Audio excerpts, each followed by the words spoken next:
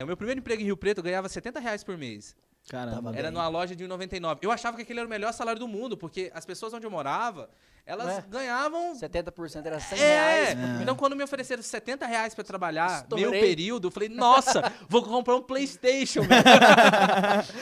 Cara. O patrão falou, eu conto ou você conta? E eu comecei a trabalhar, cara, nessa loja de 99, lá na Mirasolândia, era o Lojão do 9.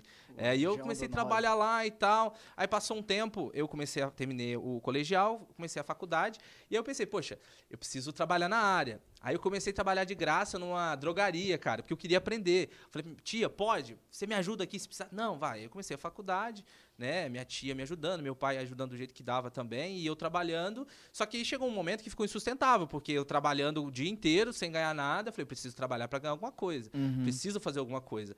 E foi aí que eu fui trabalhar como vendedor de carros usados. Entende? Essa é por isso que virou político, né? Tô brincando. Eu fui trabalhar, cara, Engambelou muita gente, né? Não. Mas, ó, o engraçado é que, assim, eu não conseguia vender carro novo. Eu só vendia carro velho. Tipo, carro antigo. Então, Santana Quanto, Santana, Fusca, Chevette. Era uma garagem ali na esquina da Avenida Menezes com a Monte Aprazível. Chamava... deixa eu ver se eu lembro. Não lembro o nome, mas era alguma coisa, veículos, obviamente. E fazendo a faculdade, né? Porque precisava pagar minha faculdade, né? E foi aí que eu descobri, cara, que eu descobri depois de... isso em 2009, eu descobri um câncer. Descobri um câncer e foi o mesmo câncer que minha mãe... Isso que eu ia perguntar, se tinha... O mesmo câncer da minha mãe. Minha mãe morreu... Isso eu sabia. Minha mãe morreu com 25 anos de idade e eu, aos 19, eu descobri o mesmo câncer que ela tinha. Nossa. Caramba, que Então, assim, foi um choque, né? Foi um peso. E nesse período, como eu já estava querendo fazer estágio na faculdade, procurando estágio... Tá, deixa eu te fazer só uma pergunta. Nesse período, qual era a sua igreja? Batista, sempre fui batista. Mas em qual? Nesse período eu estava na PIB Norte de Rio Preto, Lá que é a na primeira PIB igreja Norte. batista de Rio Preto, região norte de Rio Preto. Que a na primeira é época aqui, por favor. a primeira é aqui.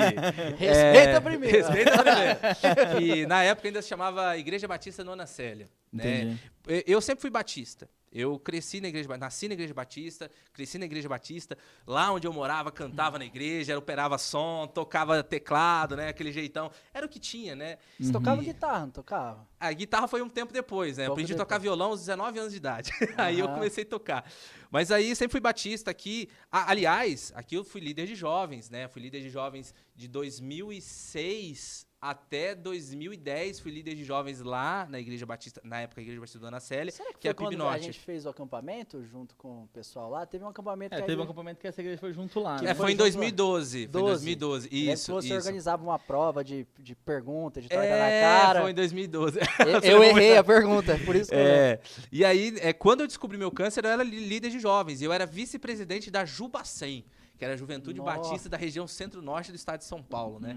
Inclusive, eu queria só fazer um parênteses que nós somos os campeões da Jubanor no futebol, tá? Então, respeitem os campeões do Noroeste Paulista. Só isso. Olha só, e aí E daí? foi um período... Tipo, Lipe, para com isso.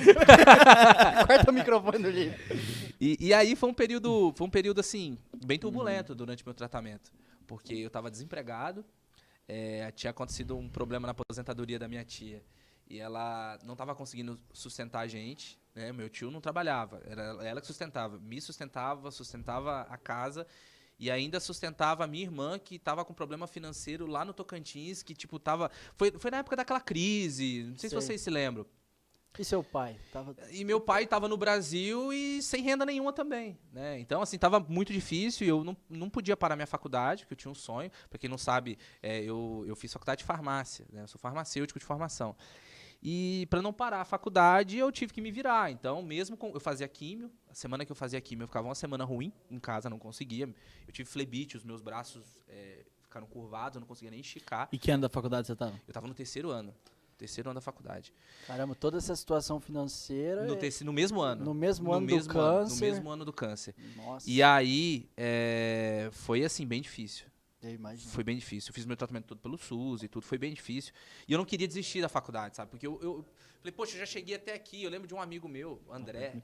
O André, ele chegava pra mim e falava assim, Arlen, não pensa que você tá no terceiro ano. Pense que já passaram 3 anos, ainda falta um pouco. Isso me motivou muito a continuar. E também a igreja, sabe? A juventude da minha igreja, na época eu era líder de jovens, eles me ajudaram muito, muito.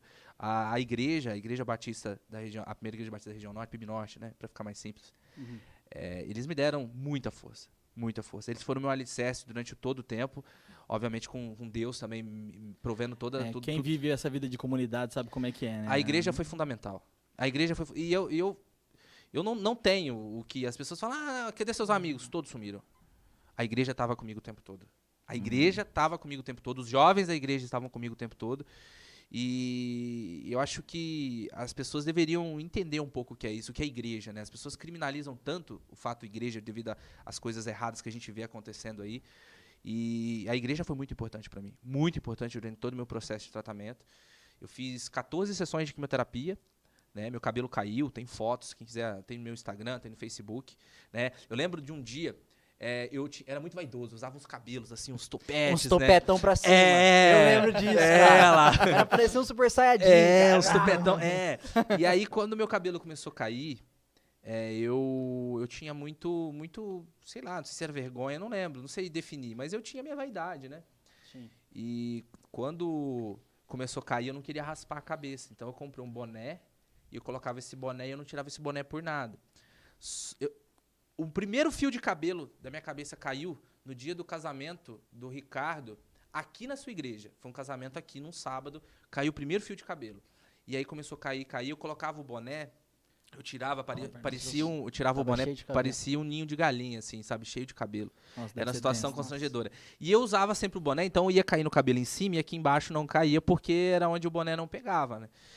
E aí tava ficando muito feio. Chegou uma época que tava parecendo um Cebolinha, assim, com 3 mechinhas de cabelo. E aí os jovens da igreja, eles foram na minha casa, apareceram do nada com a máquina de raspar cabelo. E todo mundo raspou a cabeça primeiro e falou, você foi o último. E eu tenho essa foto que eu guardo pra mim como um troféu. Cara, né? isso é muito legal. Foi dia 15 de novembro, eu lembro até hoje, dia 15 de novembro de 2009. Todo mundo raspou a cabeça e aí passou, consegui terminar meu tratamento. Depois da quimio ainda fiz 24 sessões de radioterapia. Foi quando minha voz ficou desse jeito. Eu falava igual o Mickey Mouse. Eu falava eu cantava na igreja com voz de menininha, né? Era jorra uma fonte. Era coisa assim. Aí eu fiquei com essa voz, porque a radioterapia radiou bastante essa região aqui, né? Que era onde estavam os nódulos. E aí eu acho que teve uma descarga muito grande de testosterona. Não tinha barba, hoje eu tenho barba, a voz ficou desse jeito. E esse foi um pouco do que aconteceu na minha vida, na minha trajetória aqui em Rio Preto. Eu não desisti da faculdade, né? Eu tenho assim, muito prazer em dizer que eu tive o único 10 no meu TCC da faculdade, da sala. Foi muito bom isso pra mim. Eu não desisti em nenhum momento. Meus professores ajudaram demais, né? E assim, passou um tempo e foi tocando minha vida. Fui estagiário do postinho lá da Vila Maior, que fica na zona meretrícia da cidade lá, pra quem não sabe. Vivi muita coisa lá. Aprendi a ser mais humano lá, mesmo depois de ter passado pelo câncer. Eu entendo que tudo na vida tem um propósito, né, Matheus? Tudo na vida tem um propósito. Deus guia a gente. Deus guia a gente, cara.